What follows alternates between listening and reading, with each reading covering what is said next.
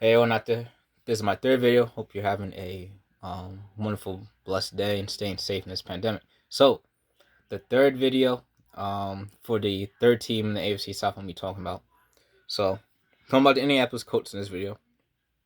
Again, give you the record, reason why I think they're going to go over, under, or even. Both predictions I had from last year, both predictions for this year, and I'm referring back. Some of my records kind of based on games that differ are the same, based on Adam Rank, NFL analyst, who does his predictions usually. He did his 3 months ago, so it could be very different now. But I'm saying, this record that I say for him is about 3 months ago. So, if you want me to, I'll comment the link in the comments if you want me to do that. So, that being said, Adam Rank had the Indianapolis Colts going 11-6. I have them going 9-8, and I'm gonna say even on my prediction. Like I think they're gonna go 9, or it's gonna be like it's not gonna be a major change. I think it's gonna be maybe one game or below, or 1 or 2 games above. Like I don't think it's gonna be that far off. So I'm gonna stick with. I'm pretty sold on the 9 wins.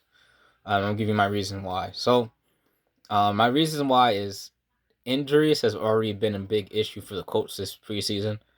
Their offensive line, they lost Fisher. Fisher's still out. Uh, Tevi, I think, just got injured, which is why he traded for Pryor from the Eagles.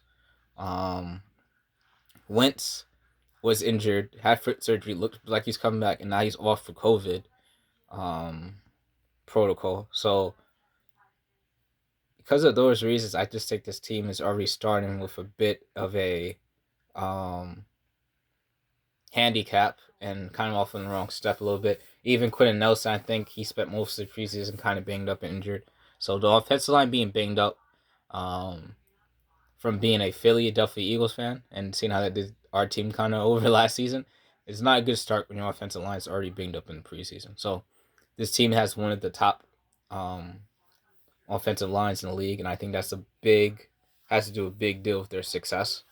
That's actually why I had him doing as well as he did last year, even though Phillip Rivers was coming in, because I just thought Phillip Rivers, as good as he was with a good offensive line, I thought he would do much better than Jacoby Brissett did with the team. So that being said, I got this team going 98. Again, I said injuries is a big reason why, and the start of injuries coming as early in the preseason. Um, Now there's 3 games I think can flip for them that I have them losing right now.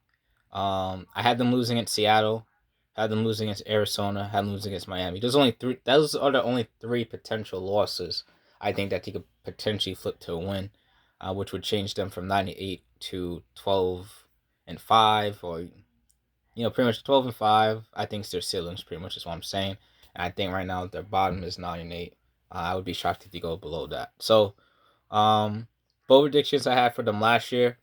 I had Indianapolis winning out. I forget how early I did the bold predictions. I can't remember if it was like 6 weeks before the season ended or 4 weeks before the season ended or whatever. But whenever I did the bold predictions last year, which unfortunately on my main page, you're not gonna be able to go back and see it. But on my main page last year, I have to look back and see when I did it. But whenever I did it, I had them winning out, and he was supposed to finish 12-4. He didn't. He ended up losing one of the last games, so I got that wrong. Because he finished 11-5. They didn't steal the division title from the Tennessee Titans. That's another one I had, and I had them losing to the Tennessee Titans in the first round. But because he didn't win the division, it pretty much knocked all my predictions out the way. So they ended up playing the Buffalo Bills in plus first, which he ended up losing. So I was still right that he was going to lose in the first round, but he didn't play Tennessee Titans. So all my bold predictions last year pretty much was he was going to steal the title from the Titans. He's going to win out, and then he's going to lose to the Titans in playoffs. All those were wrong. So my bold prediction for them this year, and have them go 9-8. So I don't know if people think that's that bold, but I think the best thing for me to kind of stick to, because it's kind of hard for me to decide what's really bold of a prediction for the Colts was. In my record, I specifically have this order.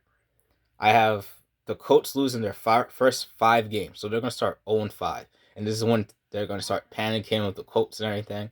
But I like Frank Wright as a coach, and he got them together. I think his first or second year when he started off with losing a lot of games, he turned around. So I think they're gonna start 0-5. They're then gonna win. They're then gonna finish the season 9-3, like the rest of the way after going 0-5, and they're gonna end with a 9-8 record. That's my bold prediction for them in that specific order. 0-5, then they're gonna finish the season 9-3.